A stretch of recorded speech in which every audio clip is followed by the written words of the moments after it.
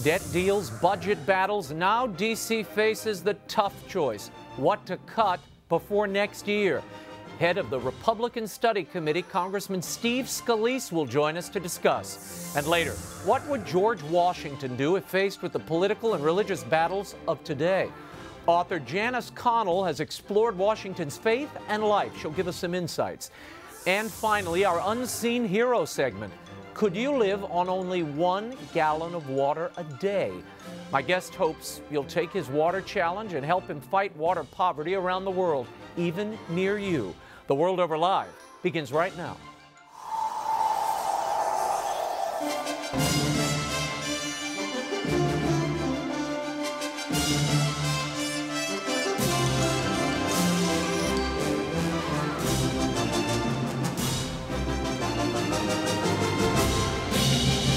Now, from Washington, D.C., Raymond Arroyo. A warm welcome to all of you joining us in the United States and the world over. We're delighted you decided to drop in. Congressman Steve Scalise, Janice Connell, and our Unseen Hero segment are all straight ahead. As always, if you have a question or comment about tonight's show, you can tweet them to Raymond Arroyo, or drop us an email at worldover@EWTN.com. Lots to cover, but first, here's the brief. News from the world over this week. A devastating earthquake struck the central Philippines on Tuesday. At least 150 people were killed by the 7.2 magnitude quake. Rescue efforts are continuing in some of the hardest hit areas, and the death toll is expected to rise. The region's historical legacy and rich Catholic heritage has been seriously disrupted. More than a dozen churches, some of them hundreds of years old, were heavily damaged or destroyed. Images of the wrecked churches resonated across the nation, where 80% of the population is Catholic. The bell tower from Cebu City's 16th century Basilica of the Holy Child, a remnant of the Spanish colonial era and one of the country's oldest church buildings, toppled in front of the badly damaged cathedral. Bishop Leonardo Medroso, who is from the region, mourned the loss of life, and he asked for prayers. He told Vatican Radio that the damage is enormous, as many national heritage churches have been reduced to piles of rubble. Keep our friends in the Philippines in your prayers. And Governor Jerry Brown of California has vetoed a bill that would have lifted the statute of limitations in certain sex abuse cases against Catholic entities and other private nonprofit institutions. It would have exempted public schools and government agencies. In his veto message, Governor Brown said this extraordinary extension of the statute of limitations, which legislators chose not to apply to public institutions, is simply too open-ended and unfair, end quote. A similar 2002 California law lifted the statute of limitations for 1 year. Several California dioceses have since settled lawsuits with abuse victims, costing the church in that state more than $1 billion.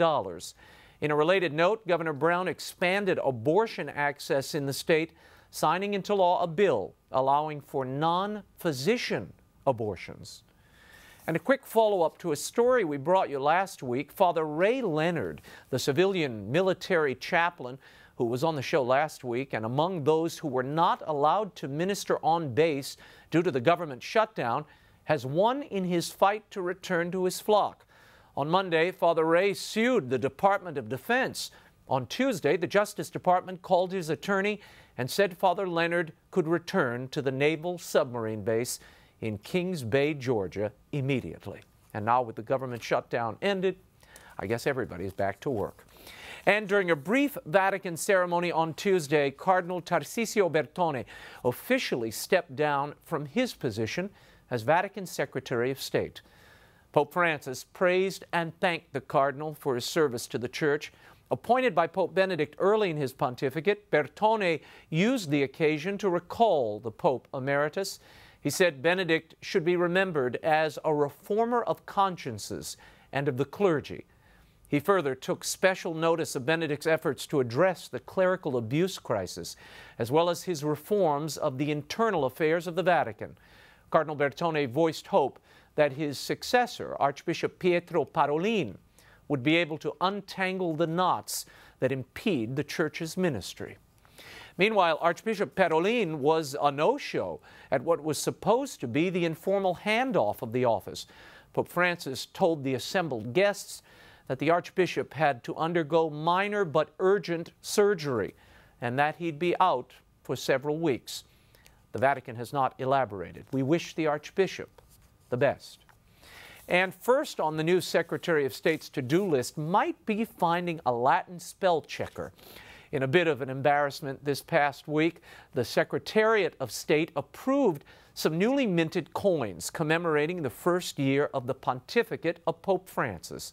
Misspelled on the backside of the coin was the name Jesus. The biblical inscription, written in Latin, spells Jesus' name L-E-S-U-S. Now, Jesus in Latin is I-E-S-U-S. The coins produced by the Italian Mint were quickly but belatedly pulled from circulation once the error was discovered. Talk about being shortchanged. When we return, the budget stalemate on Capitol Hill appears to be resolved for now. Louisiana Congressman Steve Scalise is up next to tell us what happened and what's coming when The World Over Live continues. Stay right there.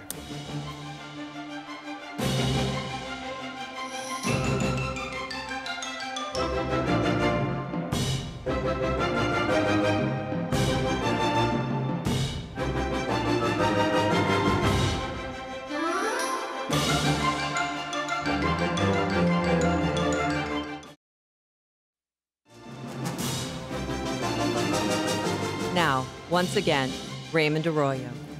Welcome back to The World Over Live. Congressional leaders reached a deal to avoid a threatened Treasury default and reopen the government after a 16-day partial shutdown. My next guest and members of his Republican study committee supported that shutdown. He didn't, though. We'll talk about that. Where do we go from here, and was it worth it? For his perspective, we're joined by U.S. Congressman from Louisiana's 1st District, my old district, Steve Scalise. Great to have you here. Raymond, great to be with you. Thanks for coming out. Let's start with Ted Cruz. Now, he had his filibuster light event a few weeks ago. He had this to say in the wake of this shutdown. This deal embodies everything about the Washington establishment that frustrates the American people. This deal kicks the can down the road. It allows yet more debt, more deficits, more spending, and it does absolutely nothing to provide relief for the millions of Americans who are hurting because of Obamacare. Will you support this? I don't support the deal that's from the Senate. There were a number of deals I did support. Actually voted for 4 different bills that we sent over from the House to fund the government. Right. We had 14 different bills to fund individual parts of government that we had agreement on while we tried to negotiate our differences. Unfortunately, you had a president, Barack Obama, who refused from day one to negotiate at all, and yet Harry Reid, the leader of the Senate, who refused to negotiate, and in fact, tabled just about every single bill that came over. You know, obviously, if you need to negotiate, that means 2 people have to sit in a room, and when only one's doing it, it's hard to reach an agreement. Do you and the members of your study committee, do you blame Ted Cruz for raising the temperature on this and essentially forcing a shutdown, encouraging a shutdown? I know there are some Republicans who are very upset about the tenor of that event. I don't blame Ted Cruz. I blame President Obama because he refused from the very beginning to negotiate. And frankly, he wanted this shutdown more than anybody. And I think it became clear when the very first call he made the night he was reelected in November was to Nancy Pelosi. And he told her that his #1 priority for the next 2 years was to get Nancy Pelosi to be Speaker again, to win the House majority. And so I think if you look at what he's doing, everything is geared towards destroying Republicans, unfortunately, even at the peril of our country on some of these important issues like getting control over spending, getting our economy back on track, and meeting with Republicans in a bipartisan way to solve problems. So you don't believe that this was a blunder, shutting down the government? And I mean, I thought the intention for shutting down the government was to focus attention on Obamacare, get a delay or a defund. That was the original intent, right? You know, well, I surely want to repeal and delay and defund Obamacare. I never felt the government shutdown was the best way to do it. You know, frankly, I think if you look at what's happening to the law, and I think once this is over with, come next week, you're going to see an increased focus on the failures of Obamacare. The fact that, you know, you're forcing people right now to go to a website that doesn't even work to buy a product they don't want or can't afford and give their personal data to the IRS, who can't be trusted.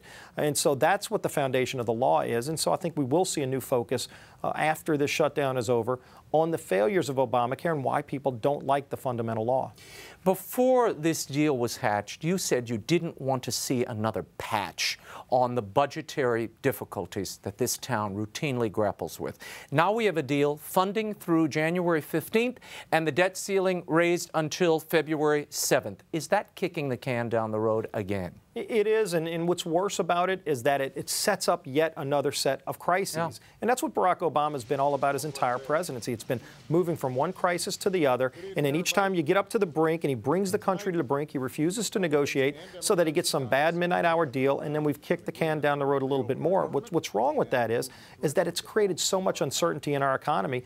January 15th is going to be here before we know it. We've increased the debt ceiling. It'll be probably another $500 billion without any spending reforms. So we're going to be right back here again where the credit card will yet be maxed out again, and you'll have yet another crisis. And Barack Obama's refusing to negotiate. So what happens when we get to January 15th? We'll get the president again pointing fingers at everybody, blaming Washington, you know, and you wonder why people are disgusted with Washington. You've got a president who's refused and failed to lead, which is a basic job of the commander-in-chief. So how do you get past this? We've had sequester deals. We've had super committees. Now we've got another conference committee coming together to supposedly hatch out fiscal responsibility and measures to get us over the next hurdle. Do you believe any of this will bear fruit?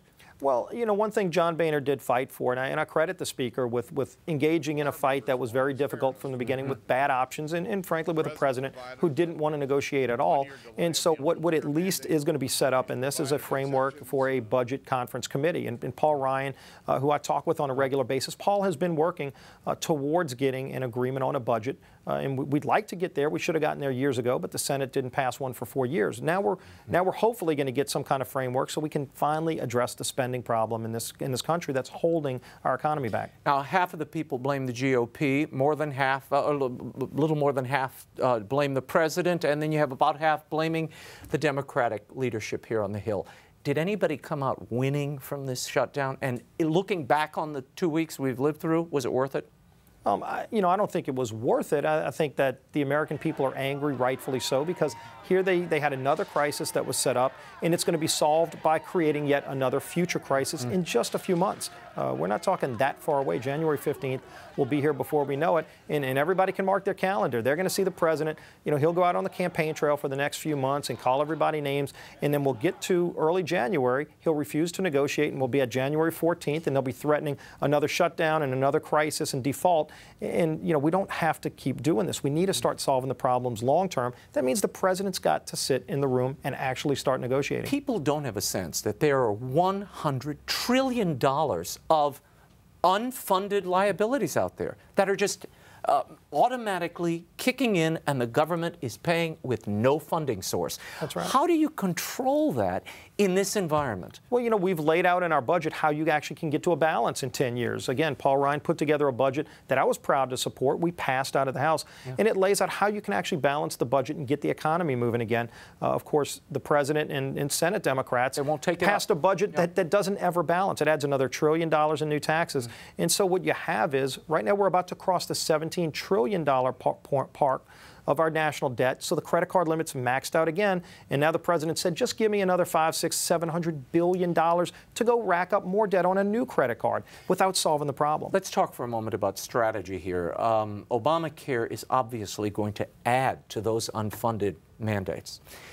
I know this was a major focus for you, for so many in your party. Even Democrats, union members were very upset about the direction of this bill. Yet, there was effectively nothing done coming out of this deal to fix Obamacare. Was it a missed opportunity to launch this government shutdown just as Obamacare was beginning and falling apart on its own merits? Well, and you know, again, I didn't support the government shutdown. Again, voted for 4 different bills to keep the government open. But if you look at what's happening for the last 2 weeks, Obamacare has been failing miserably, and so it's unfortunate that that story hasn't been covered. But I think the news of the next day, tomorrow and beyond, is that the law is still unworkable. The website still doesn't work.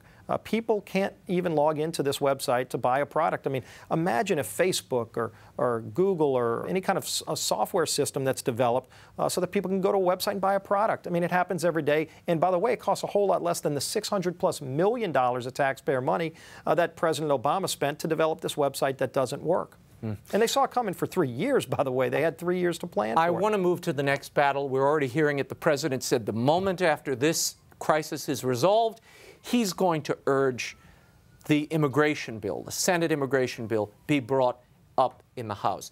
I know Speaker Boehner has not supported that. He'd like a piecemeal approach.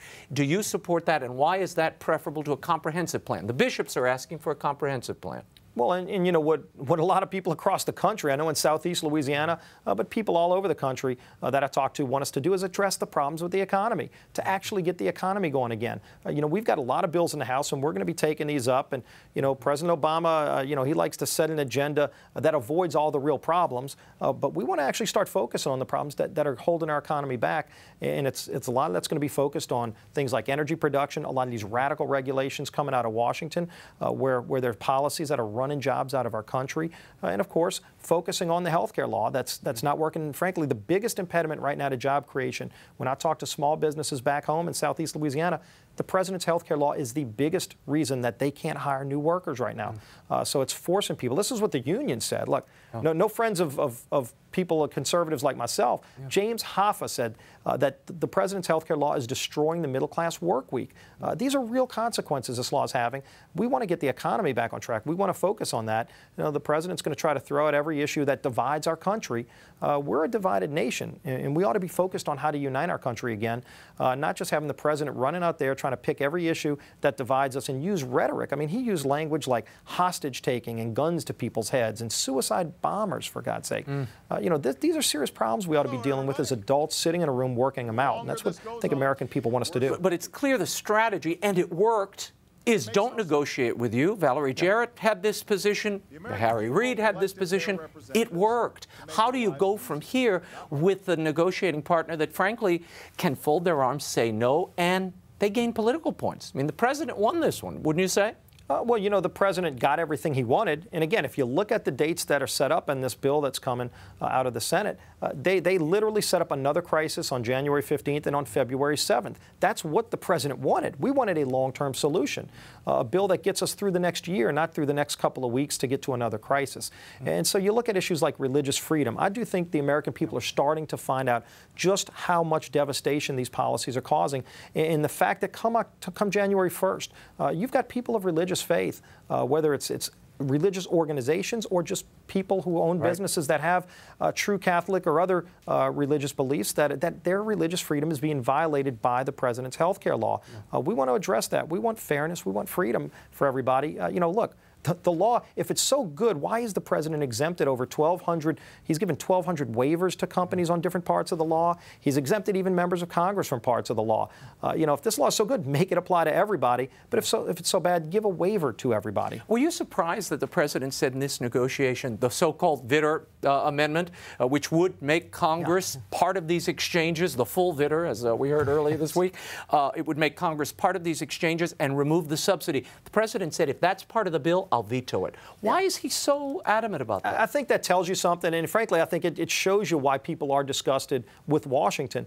The fact that you've got a President Barack Obama who this is his signature health care law. He even refers to it as Obamacare himself, and yet he's exempted some of his best friends from Obamacare. He exempted members of Congress from Obamacare. We pass a bill, we put an amendment on a bill to say, hey, look, the law is so good, let's make all members of Congress have to be in it. All these people that voted for it said it's going to be so great. They secretly exempted themselves from it. And then we bring an amendment to say, okay, it'll apply to all members of Congress. And the president actually issues a veto threat on that. I think that tells people just how bad this law is. Is there any legislative redress for this HHS mandate vis-a-vis the contraceptive mandate that every employer in the United States will soon have to comply with? I know there are a number of more than 60 lawsuits now. Yeah, and what can Congress do at this there's point?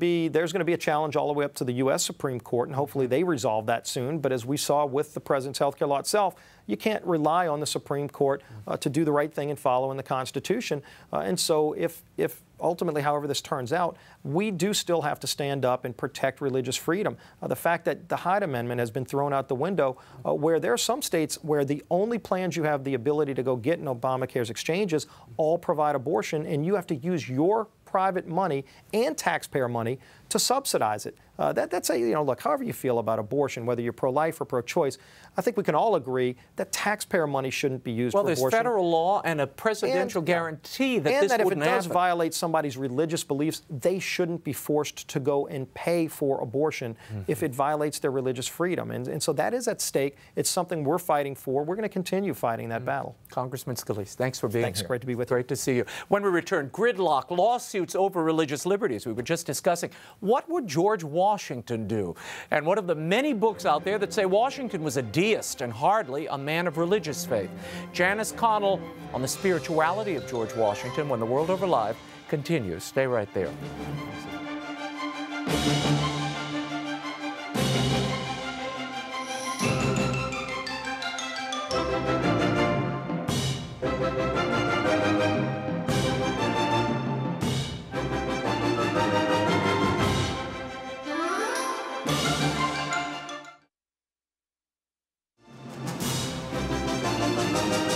Now, once again, Raymond Arroyo. Welcome back to The World Over Live. There are certain figures in the history of the United States, particularly the Founding Fathers, who've achieved a mythic status. 2 centuries later, it's often difficult to separate legend from reality. For years, an academic battle has raged over the religious practice and beliefs of George Washington.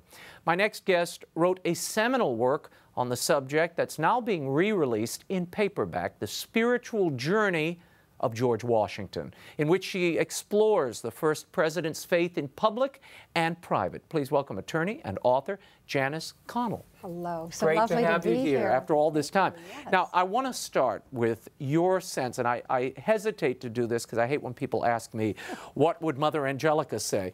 But I'm going to ask you, because you've spent so much time with General Washington and immersed in his writings, what do you think he would say, given the intransigence we're seeing here in Washington, D.C., and the inability to come to a deal, to sit around a table, to get anything done? I think he would not be surprised. I think he'd be quite aware of the foibles of human nature. And given the fact that he was such an internal man, he operated from the depths of his soul out, he would have been involved one-on-one with those he knew were open to truth. And he'd have been explaining the value of being decent by the deeds. Isn't that a little tool we could use, being decent by your deeds? I'll say. Now, before I came across this book, I have to say, I'd read a number of biographies of George Washington, and in most of them, he is portrayed as a deist, yes, and at best, a lukewarm Episcopalian, kind of a cultural Episcopalian. What did you find to break open that myth? Oh, it's special, because I was raised with the same sort of thought. Many years ago, I was reading Morris and Commanger, Western Civ. Every college student takes that course, and the only reason I was looking through the book was I had nothing else handy at the moment. And I came across George Washington and a couple of miracles he had at the Battle of the Monongahela.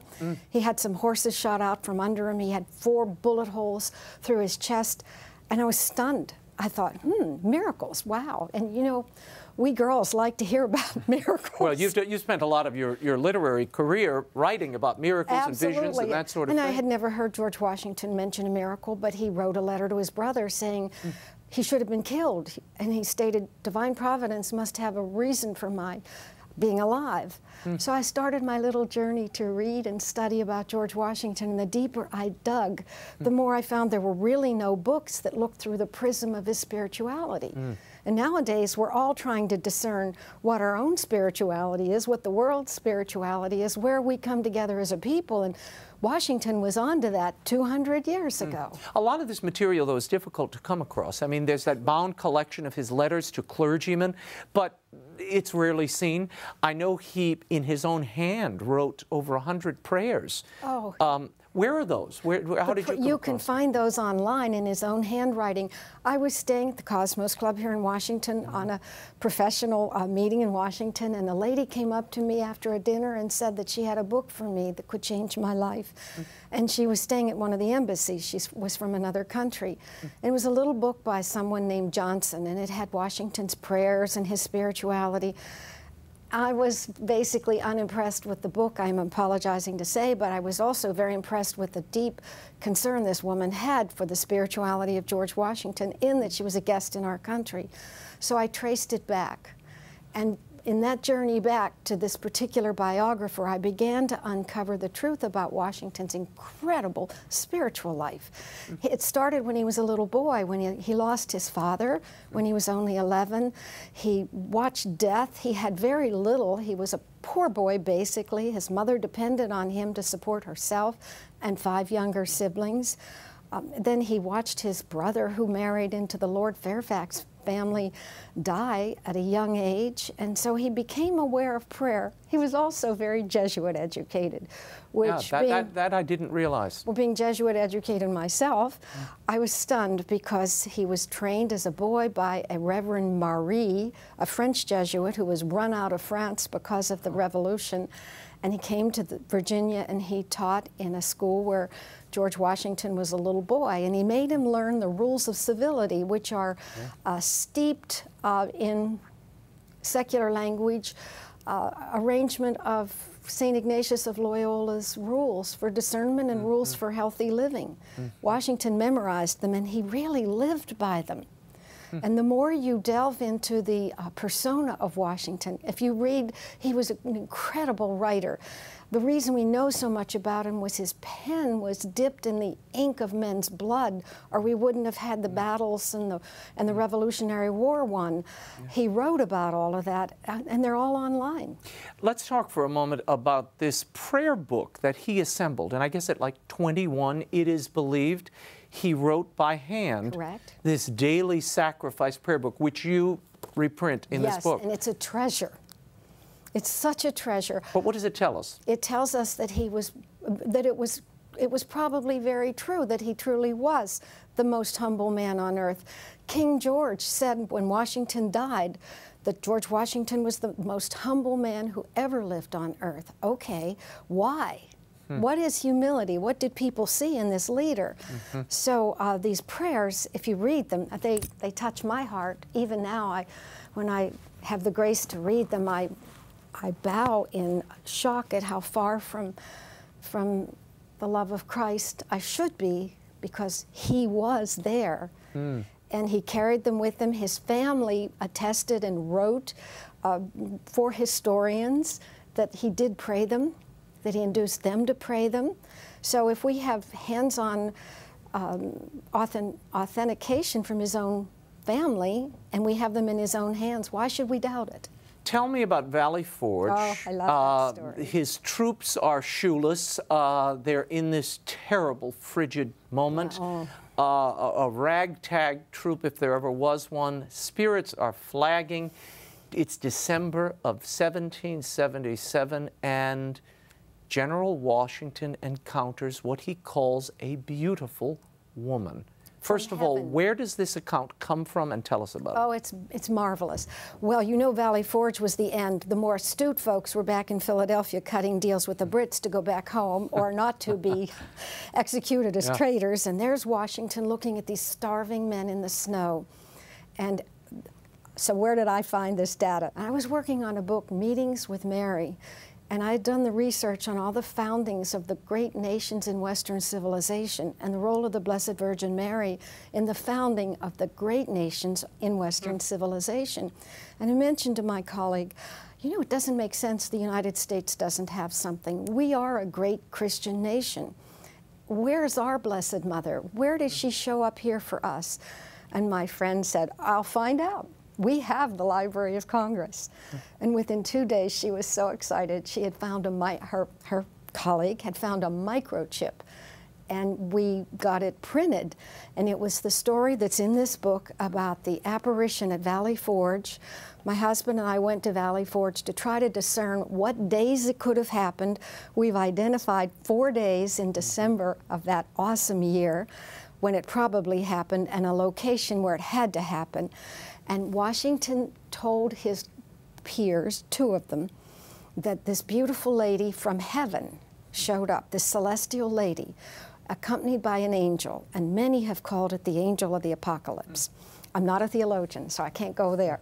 But she gave him 3 prophetic visions of this country, and she called him Son of the Republic, and she held her hand out, as Our Lady has done in all the great apparitions. Our Lady of Grace, the light coming from her hands, and she had light coming from her hands, and showed him the first scene, which we've already lived, and then the second scene, and then which we've already lived, and then the third scene in which the angel of the angel dipped into the sea and threw this darkness over the whole nation. I pray that's not where we are now. But Our Lady said, I call her Our Lady because it's so Our Lady. Only Our Lady. She has such a history for 2,000 years of helping mankind the same way she did with George Washington. And she said, Son of the Republic, look and learn. As long as you stay together as brothers, you will live as a nation as long as the stars are in the sky. The game is unity, brotherhood. And how did he interpret this? Well, from that, I don't know. He spoke only of it once, and we have it right here in this book, his eyewitness account. However, what he did was win the war after that. He shouldn't have won the war. We had nothing. We were lost. The cause was lost. The people were starving. The people had nothing. And from that moment on, miraculously, it turned around, and we went from Valley Forge to Yorktown. Can you believe, if you read what happened at Yorktown, we should not have had that victory either. It's unbelievable. It's amazing. Tell me of his relationship with Archbishop John Carroll. Oh, I love the that. Carrolls have been haunting the show for the last 3 weeks. We had a relic, well, a relic. It was a Latin primer that the Carrolls, both the Carroll boys, used in England, which folks from Stonyhurst brought a few weeks ago. And then last week, John Carroll came up. So now tell us about the relationship with Archbishop This is so amazing. Carroll. All right. Well, George Washington's business partner was Daniel Carroll from Maryland, who signed the Declaration of Independence. Right. His brother was Archbishop John Carroll, who had been run out of France at the time of the Revolution because he dared to be a Catholic, a priest, and, oh, by the way, a Jesuit. And here's Washington with his great Jesuit training. So we know from some Jesuits at Georgetown University that George Washington carried an image. Could that have been a medal? I don't know, but an image of the Blessed Virgin Mary on his person.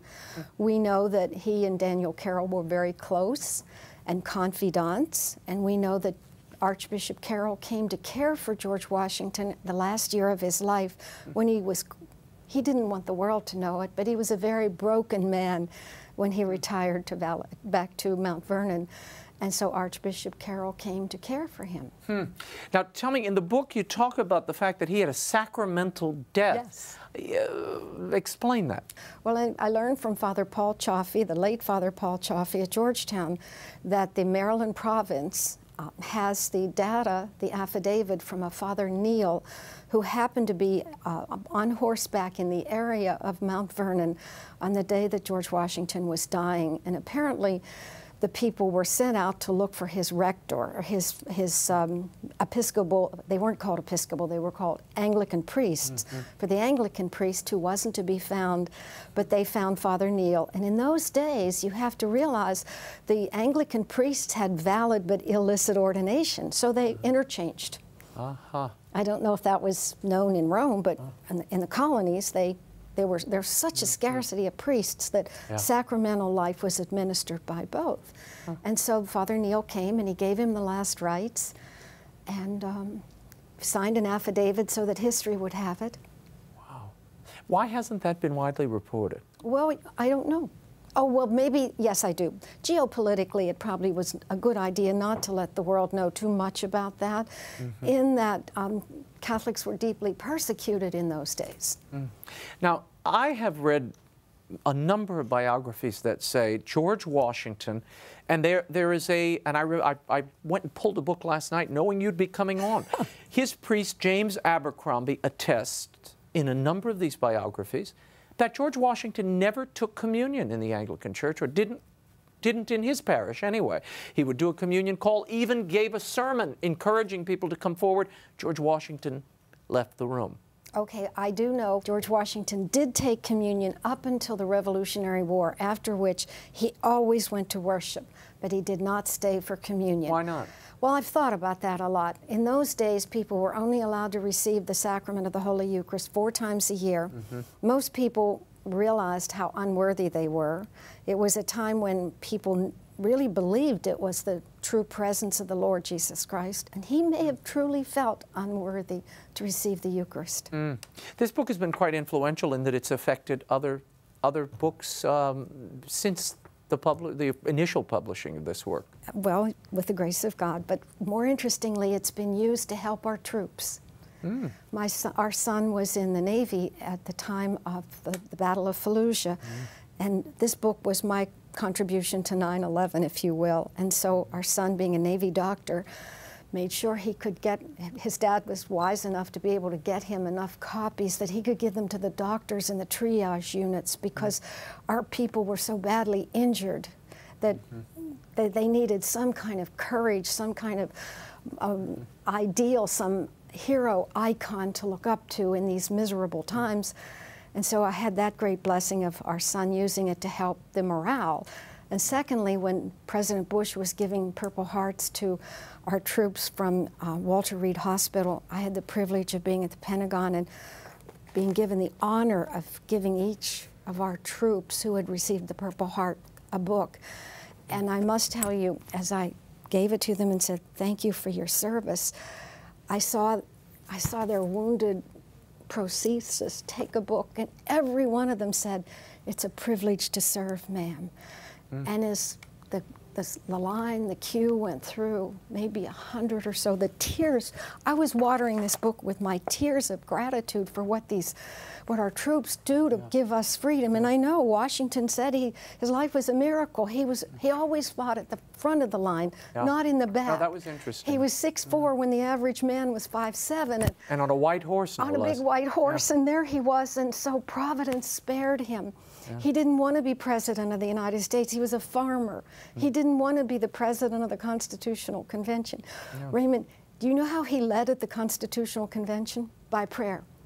We had men from all 13 colonies, and everyone had their agenda, and everyone wanted what they wanted. And Washington sat and listened, and as the men watched him, because they knew he had the gift of wisdom, and if Washington was interested in what someone said from Rhode Island, they all looked and listened. If someone from Rhode Island, I'll take any state, or from Maine, or, well, let's not go Maine, let's say Massachusetts wanted too much for the fishermen or whatever, and Washington looked away, it was over, because everyone else started to shuffle and move. And so by his wisdom and by his attention, he brought consensus. And that's how we got a Constitution. The indispensable man. Thank you for bringing him to us. The Spiritual Journey of George Washington by Janice Connell is available once again in paperback at bookstores everywhere, online, and at EWTN's Religious Catalog. When we return, our Unseen Hero segment, a man who's made it his mission to secure clean water for people at home and abroad, and his bold challenge for you when the World Over Live continues. Stay right there.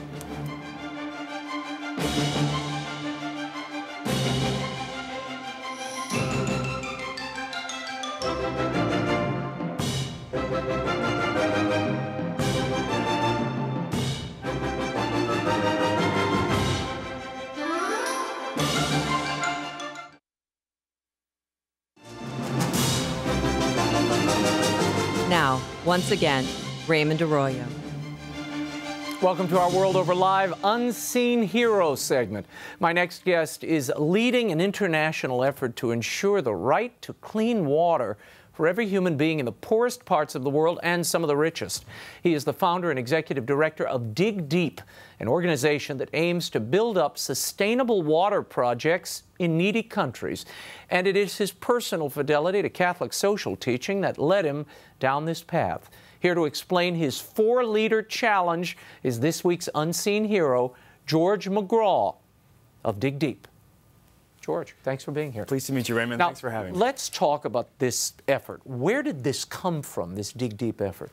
Well, I'm a human rights lawyer, and I have a very fundamental belief that every human everywhere has a right to access clean water. But my particular work came from an epiphany. I was working for a major international organization and watching these water projects be constructed all over the world, but specifically at the time in Afghanistan after the war. Wow. And the projects were being planned and constructed in such a way that over 50% of them were failing every year. And the families that had access to water for a short time were being thrown back into poverty. Their children were dying, they were getting sick again, losing their education or economic activity. And so I started an organization to make that work more sustainable. George, we have so many international organizations, including the UN. There is no shortage of contraceptives and other things. Why water is down on the list, I've never understood. Why is there a crisis, and why aren't these international organizations more engaged on this issue? 1 billion people, you say, are in water poverty. Yeah, almost 1 billion people, about 883 million people, so 1 in 7 of us. Wow. I think the short answer to your question is that water hasn't been on the tip of everyone's tongue for a long time because everyone takes it for granted. And you and I know that here in the U.S. we have access to an abundant amount of cheap, clean water. So much so that the average American uses about 500 liters of water per person per day. Wow. That's an incredible amount of water just at home for, washing the dog, cooking, cleaning, drinking. So I think if we really want to affect this problem, with gusto, effectively, sustainably, we have to first build some sort of awareness of why water is important, that it is a basic human right. So now you've created this challenge. Now tell us about this challenge. It's a 4-liter challenge. It's just a little more than a gallon. That's a little teeny bit of water. What are you asking people to do with that? 4 liters is about 1.2 gallons, and we are daring Americans to live on that amount of water for a couple of days, 4 liters a day, and to use that for cooking, cleaning, drinking, and bathing. And the idea is that by living on 4 liters, you become so much more aware of how much water you consume every day. So much more aware of all the little tasks that require water. And the point is to build some empathy with people that suffer water poverty, but also to affect our own consumption here at home. And what is the outcome of the challenge? I mean, what are you looking for people to do? I mean, is there a challenge point, a call to action? As Sure, absolutely. The call to action, first of all, is education. To go up and sign up at 4liters.org and to really change your life for a couple days, and to use that to change the way you look at water forever. But at the same time, use your challenge to raise funds that will batch back 100% to clean water access projects, both in the developing world, but actually also here in the United States. How is this tied to Catholic social teaching and to your personal faith? Well, Dig Deep is a secular organization, but I am a devout Roman Catholic, and so many of my staff are. And so many basic human rights principles, growing up were better articulated as Catholic social teaching. The fact that everyone has inherent human rights that stem from an inherent human dignity, and from a Catholic or even a Christian perspective, that human dignity stems from our image and likeness in God. And so I think that what we're trying to do at Dig Deep is take this fundamental Catholic social teaching, that water is a basic human right because it's a basic human need, and make that real for people. Now tell me where these water projects are being erected. And it's not only in far-flung locales. It's here in the United States as well. That's the craziest thing. We work in places you'd expect, like South Sudan, Kenya, Uganda, Cameroon. But there's tremendous water poverty right here in the United States. About 13% of Native Americans don't have access to water here in the U.S. That's a worse access rate than some sub-Saharan, Latin American, or Asian countries. And that seems inconceivable to me. It really is crazy. In the tens and hundreds of thousands. And I think that's why 4 liters is so important. If we don't start paying attention to water here at home, these vast swaths of people suffering in tremendous poverty, just hours from the cities we live in. I live in Los Angeles, for instance, and this is just a couple hours away. They'll go unnoticed and unhelped. And who wants to live in a world where access to water is that difficult? George McGraw, thank you so much for being here. Thanks for having me, Raymond. And you can find out more about George McGraw's work at Dig Deep by visiting their website, digdeepwater.org. And by clicking the banner in the center of the homepage, you can take their 4-liter challenge. That's a rough one. If you'd like to suggest an unseen hero, someone doing great things for the right reasons, drop me an email. Put unseen hero in the subject line, and we may feature them on an upcoming show. You can write me at raymond@raymondarroyo.com. That is all the time we have for now. Until next week, the show continues on Facebook and Twitter. Like me on Facebook and follow me on Twitter. The links are at raymondarroyo.com. By the way, if you sign up for my free e-blast, I'll send you exclusive content each week. You can sign up in the center of the page of the website. In the meantime, we'll be scouting the world over for all that is seen and unseen. On behalf of the staff and crew of EWTN News, I'm Raymond Arroyo from Washington, D.C. Bye now.